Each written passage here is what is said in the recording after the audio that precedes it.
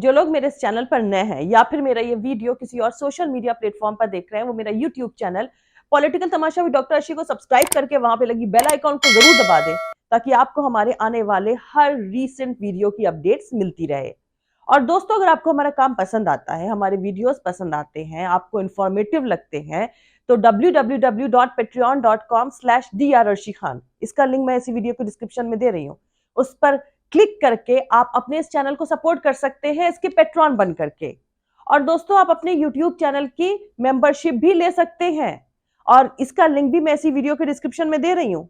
उस पर क्लिक करके आप अपने इस चैनल की मेंबरशिप लेकर के इस चैनल को सपोर्ट कर सकते हैं। तो चलिए आज के सियासी तमाशे के सफर को शुरू करते हैं।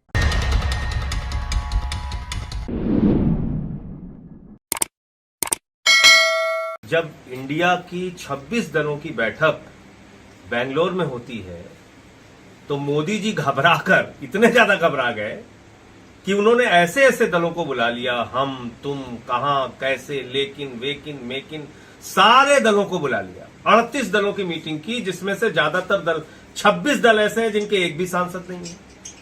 तो ये पहली बात तो मोदी जी की घबराहट बताती है और ये साबित होता है कि अब शायद 24 में उनकी विदाई तय है।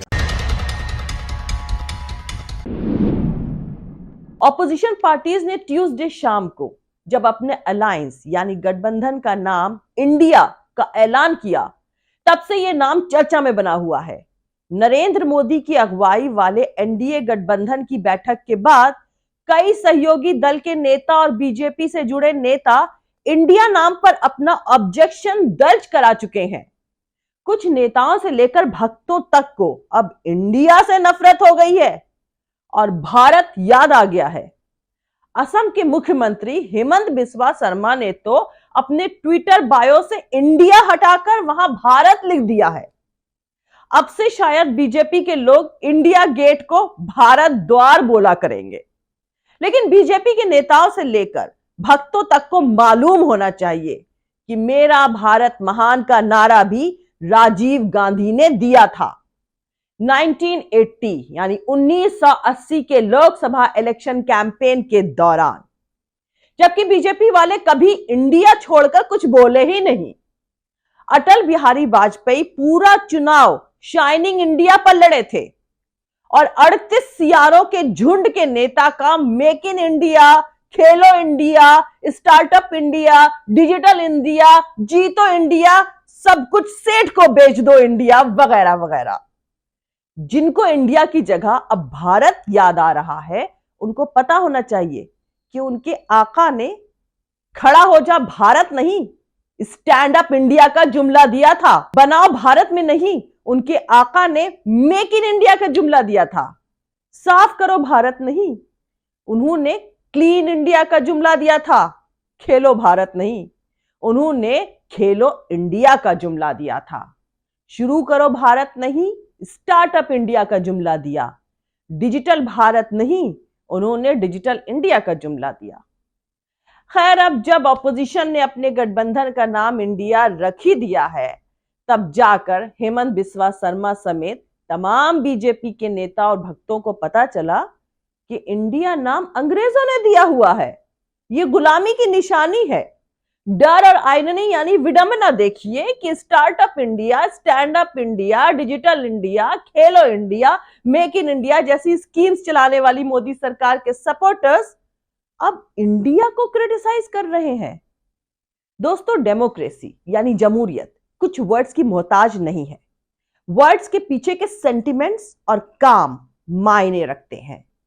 इंडिया और एनडीए में इस डी पर जरा गौर कीजिए। डेवलपमेंट और डेमोक्रेसी। बीते 9 सालों में बीजेपी सरकार ने किनका डेवलपमेंट किया है, ये अब सभी लोग जानते हैं। और सब लोग ये भी जानते हैं कि नरेंद्र मोदी की हुकूमत में डेमोक्रेसी की सियासी डेफिनेशन क्या है। एन से नेशन को भी देखिए। नेशनल के पीछे के सेंटिमेंट्स को मौजूदा सरकार ने इस मुल्क के फेडरल स्ट्रक्चर को तोड़कर खत्म कर दिया है। लेकिन फिर भी अलायंस है 38 गुलाम दलों का, मुल्क के तमाम दागी नेताओं का, जिन्हें ईडी, सीबीआई और आईटी के छापों का डर है, जो बीजेपी की वॉशिंग मशीन में धुल चुके हैं। यानी 2024 की सियासी बिसात में इंडिया 11 स्टेट्स और एनडीए 14 स्टेट्स की फौज के साथ खड़े हैं। कॉम्पिटिटर बनी है कांग्रेस, जिसके पास बीजेपी की ही तरह अपने जीते हुए 4 स्टेट्स हैं। रायसीना हिल्स पर इन चंद वर्ड्स को लेकर हड़कंप मचा है।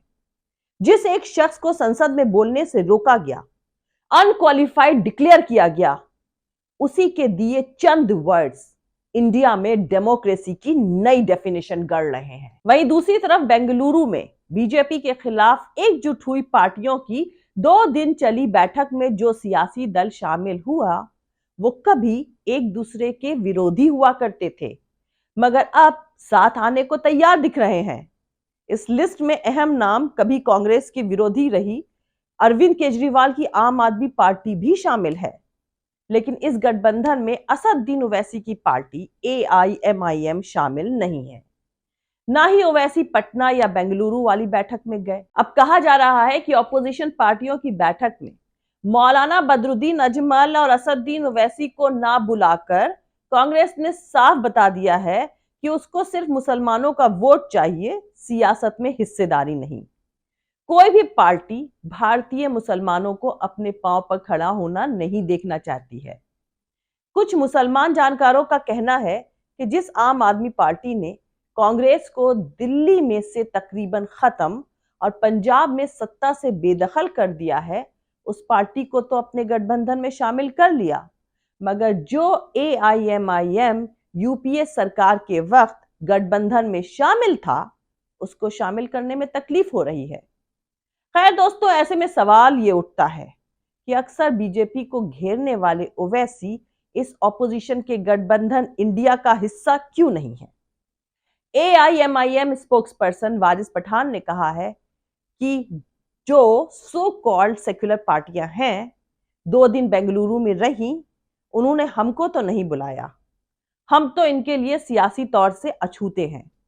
देखने वाली बात यह है कि वहां महबूबा मुफ्ती, उद्धव ठाकरे, नीतीश कुमार बैठे हुए थे और ये सब बीजेपी के साथ रहे थे। अब अचानक से ये सब सेक्युलर हो गए हैं। वारिस पठान के मुताबिक गुजरात चुनाव में कांग्रेस को गाली देने वाले अरविंद केजरीवाल वहां बैठे दिख रहे थे और बोल रहे थे कि कॉन्स्टिट्यूशन बचाना है, बीजेपी को हराना है। वारिस पठान ने कहा कि हमारी भी तो यही कोशिश है कि बीजेपी हारे और 2024 में मोदी प्रधानमंत्री ना बने। हम पूरी तरह से इसी में लगे हुए हैं, मगर आप हमको नजरअंदाज कैसे कर सकते हैं। जो एक आदमी पूरे मुल्क में यूनिफॉर्म सिविल कोड के खिलाफ लड़ रहा है, आपको वो असदुद्दीन ओवैसी साहब नहीं दिखते। आपको मुसलमानों का वोट तो चाहिए, लेकिन उनका पॉलिटिकल रिप्रेजेंटेशन नहीं चाहिए। दोस्तों, आपको बता दूं कि ऑपोजिशन की बैठक पर असदुद्दीन ओवैसी ने भी एक दिन पहले एक चैनल को इंटरव्यू दिया था। ओवैसी ने ऑपोजिशन की बैठक पर कहा था कि बेंगलुरु में तमाम बड़े बड़े चौधरियों की बैठक हो रही है, क्या वो UCC पर एक वर्ड बोलेंगे? नहीं बोलेंगे। इस बैठक में केजरीवाल को बुलाए जाने पर ओवैसी ने कहा था कि केजरीवाल और बीजेपी में कोई फर्क नहीं है। दिल्ली दंगों के वक्त केजरीवाल गायब थे। असदुद्दीन ओवैसी यही नहीं रुके, उन्होंने ऑपोजिशन दलों पर निशाना साधते हुए आगे कहा कि जो सच्चाई को बयां करता है उसे ये लोग बी टीम कह देते हैं। देश ये सब देख रहा है। आपको मोदी को हराना है तो आपको ऑप्शनल प्रोग्राम देना होगा, नहीं देंगे तो बीजेपी को फायदा होगा। चेहरे पर मोदी से मुकाबला करेंगे तो बहुत मुश्किल होगी।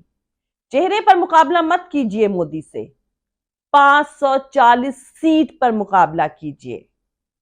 खैर दोस्तों, बात अगर इंडिया में शामिल वर्ड इंक्लूसिव की करें तो समझिए कि अगर देश की सियासत में फेविकोल जैसा जोड़ बन जाए तो फिर रीजनल पार्टीज को दीमक की तरह चाट कर अपना गुलाम बना चुकी बीजेपी और RSS का क्या होगा।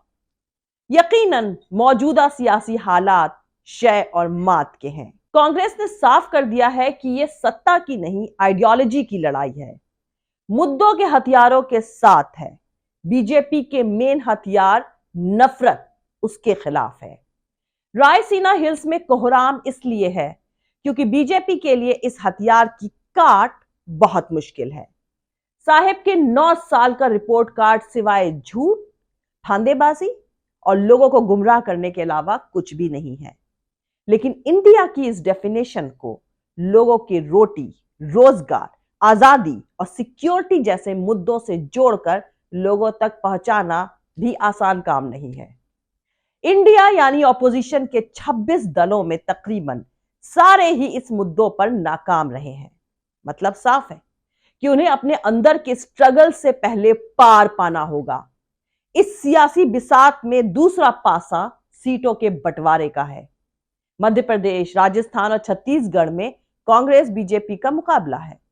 यहां आम आदमी पार्टी को कैसे एडजस्ट किया जाएगा? खैर, लोगों के लिए फिलहाल तो यही मैसेज है कि कई दशकों के बाद अब मुल्क की आवाम चुनाव लड़ने जा रही है, सत्ता नहीं। साबित होता है कि अब शायद 24 में उनकी विदाई तय है। दूसरी बात, इंडिया जो एक गठबंधन बना है बेंगलोर की आज बैठक में, वो कुछ मुद्दे लेके देश की जनता के सामने आएगा और जो लोगों के जिंदगी से जुड़े हुए सवाल हैं, उनकी जिंदगी की जो दुश्वारियां हैं, उसको कैसे कम किया जा सकता है, इसके बारे में वो एक विकल्प देश के सामने रखेगा। तो आज मोदी जी की घबराहट, क्यों नहीं एनडीए याद आया उनको अब तक? 9 साल में उनको कभी एनडीए याद नहीं आया। जब सारी पार्टियां इंडिया के गठबंधन में 26 दल आ गए, तब उनको एनडीए याद आ रहा है। तो ये लड़ाई इंडिया वर्सेस एनडीए की है और निश्चित रूप से इंडिया जीत।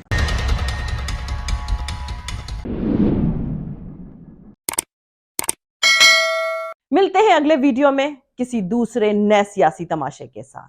जय हिंद, सत्यमेव जयते, अल्लाह हाफिज।